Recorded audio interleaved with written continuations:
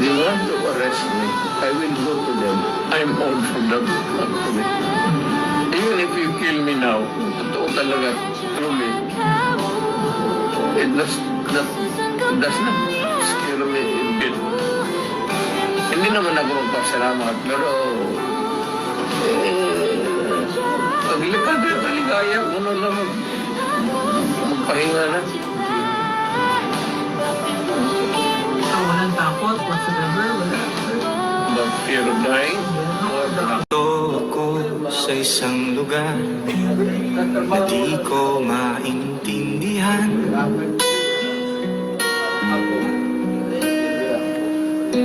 Nakikipagsapalaran sa buhay na ang hantungan ay kawalan.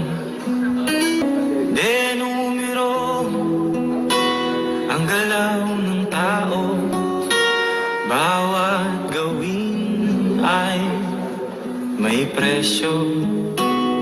O narito ako sa isang lugar na di ko maintindihan.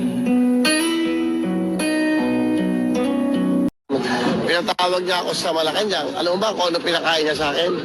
Isang okra, isang sitaw, at isang talong. Gulay. Gulay at merong isda.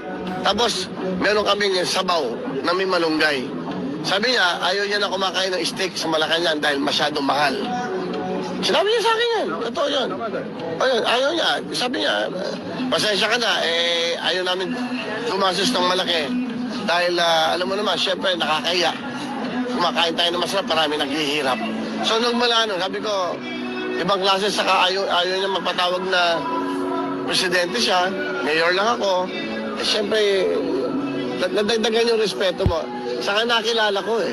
Kahit anong gawin nilang paninira, kahit anong gawin nilang kwento-kwento, walang naniniwala. Sapagkat si Pangulong Rodrigo Roa Duterte ay hindi isang kwento. Siya ay katotohanan. Nangyari. Nung naupo siya, tingnan ninyo. Sino ba ang Pangulo ng Pilipinas na pagkaupo, marami na kagad nangyari? Walang iba, kundi si Digong.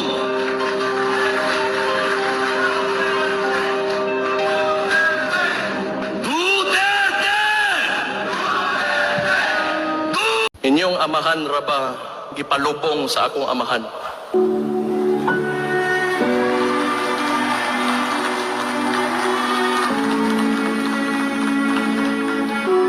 Kana na lang yun unta. Pero wa gyud ninyo. O na, ako. Magana personal man gyud eh. Pawatan gyud ko respeto ninyo. Di na pod gyud ko. Sobra naman po yung kaayo. Ang ginahimo ana nila, Parehaanan People's Initiative nila karon. Power tripping man na. Through the use of money, influence, and power that they have because they are seated in the highest position.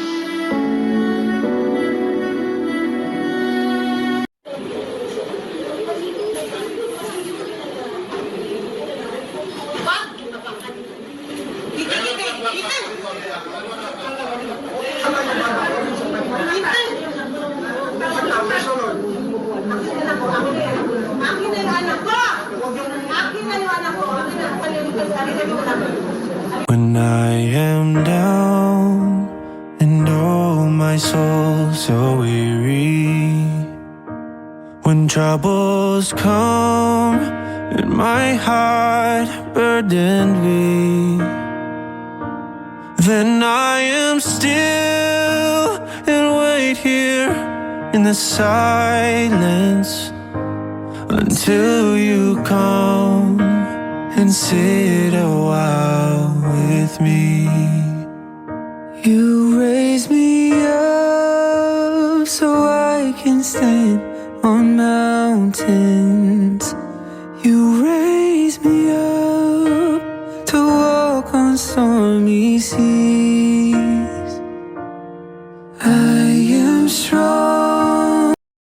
Ang bagong Pilipinas. dumating na po ang bagong Pilipinas.